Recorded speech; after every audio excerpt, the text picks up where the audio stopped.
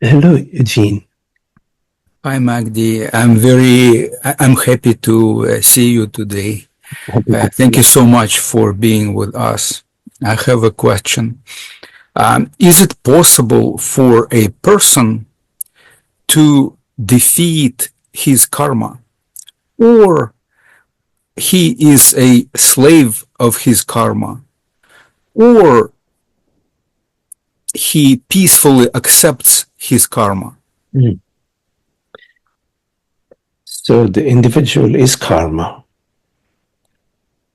At the same time, the individual doesn't have a reality of its own. So when we speak of the individual defeating his karma or being free of his karma, we are talking in the dream. We are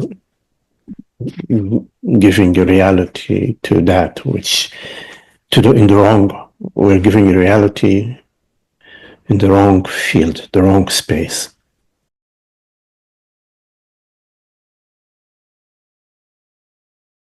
So karma dissolves completely and entirely upon your full realization of being, of awareness of reality. And this realization is not the individual, it's not a person that realizes that. It is consciousness which realizes itself. It is consciousness which installs the veils of identification and lifts the veils of identification. It is not an individual person or character who does that. In consciousness veiling itself, the impression of personal self arises. A personal self arises at the moment that consciousness chooses to identify itself with a certain body-mind structure. And the moment that consciousness decides not to identify itself with a body-mind structure, there is no impression of a personal self. There was never really, truly a personal self.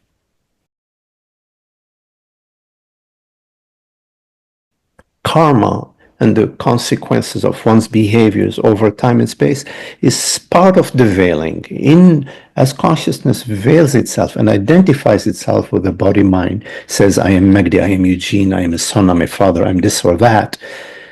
At that moment, the wheel of karma, the mechanism of karma goes into play about the consequences of your behavior. And the karmic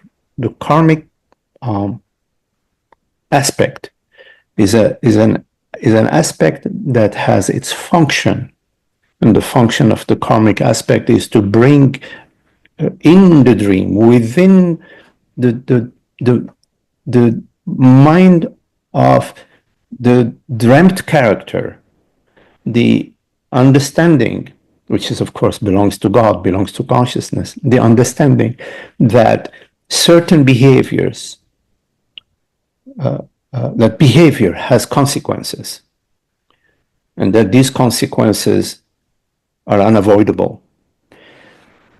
So it's not simply that consciousness veils itself via identification, but it also plays the game of understanding within the mind of the character that it dreams. Within the illusory mind, consciousness installs the concept of karma.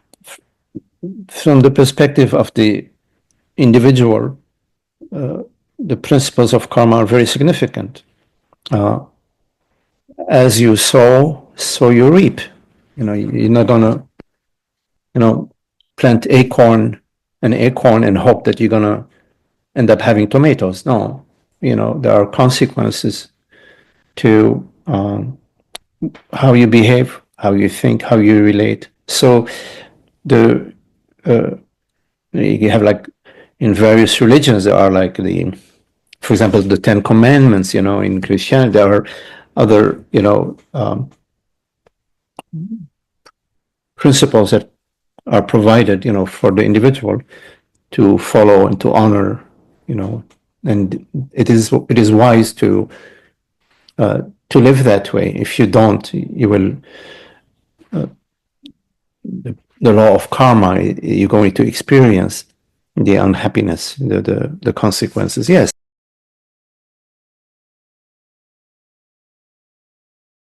The individual works with a karma and can change their karma is by obeying the principles of karma. It will soften the consequences, to act with kindness, with respect, with honor, even though you still experience yourself as an individual, which is going to be quite challenging, but that's the challenge, is to do your best with that. Having said that, there is magic in the air. It is all magical. The laws of karma can be completely severed in a flash. I know in the Indian culture, the principles of karma, karmic principles are like set in stone.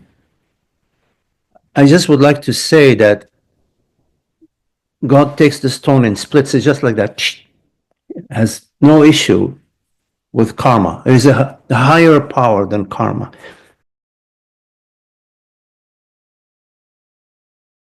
Of course, at the level of human beings, we you have to be aware there are causes and effects, there are consequences. You act from fear, you're going to experience the consequences of that. You act out of greed, you act out of envy, you act out of anger, you act out of jealousy, which is all rooted in the me, protecting this me, illusory me. There will be consequences to that. There'll be more me, more, the fire will only get hotter.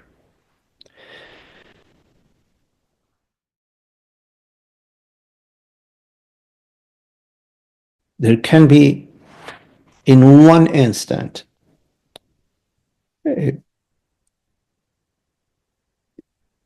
was going to say the end of karma, but like a major event in the progression of karma.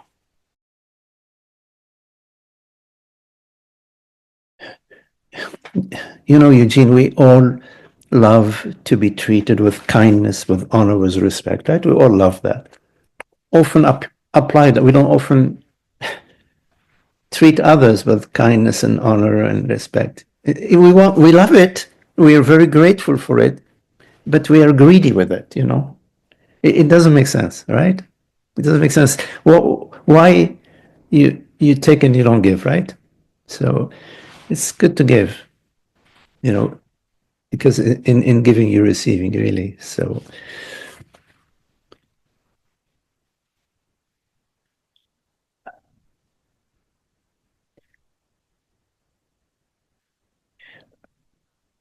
don't make a big deal out of karma. Just moment by moment. What is your behavior? What are you thinking? What are you perceiving?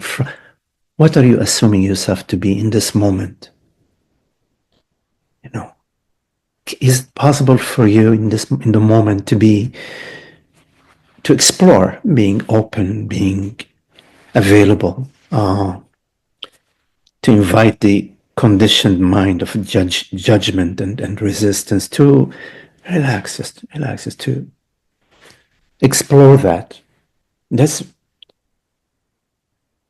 where the rubber hits the road, in how we're living in this moment, not thinking so much about karma. Yeah. The entire karmic field depends how you are in this moment, perceiving, living, acting. See? karma is in obedience to you. You are the guide. You are the captain of the ship. You decide.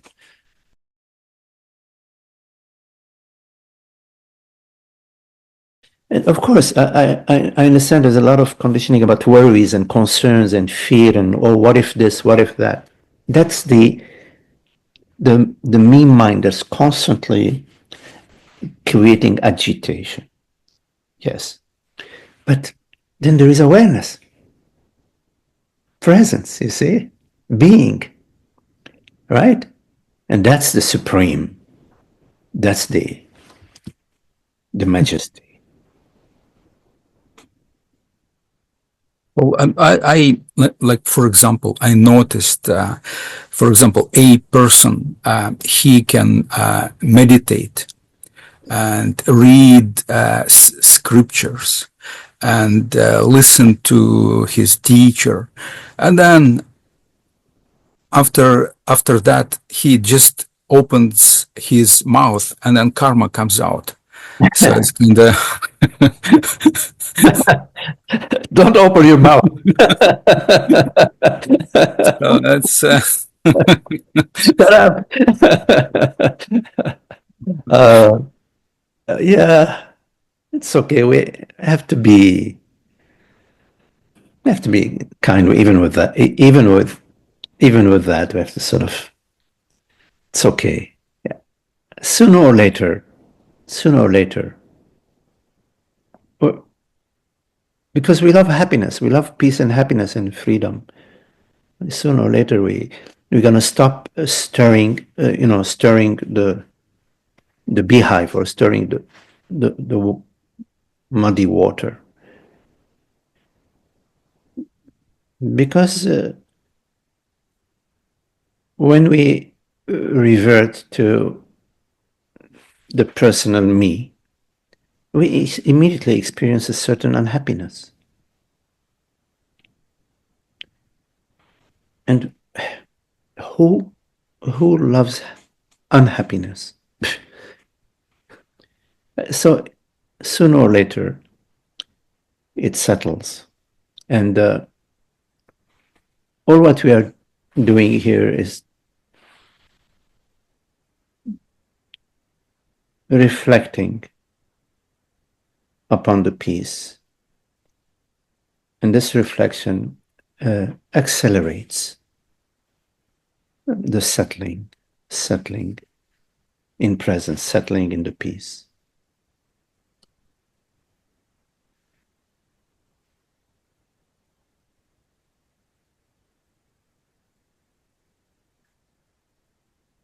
In general, in terms of opening your mouth, the principle are don't open your mouth except if you are invited to open your mouth. And the invitation can come from outside, somebody asking a question, or the invitation can come from inside. You can sense an invitation. The invitation doesn't come from the ego. You sense an invitation that there is. And then you follow this invitation. And at any point in time, when you notice that the invitation now has been withdrawn, you shut up. You don't need to. You should say, okay.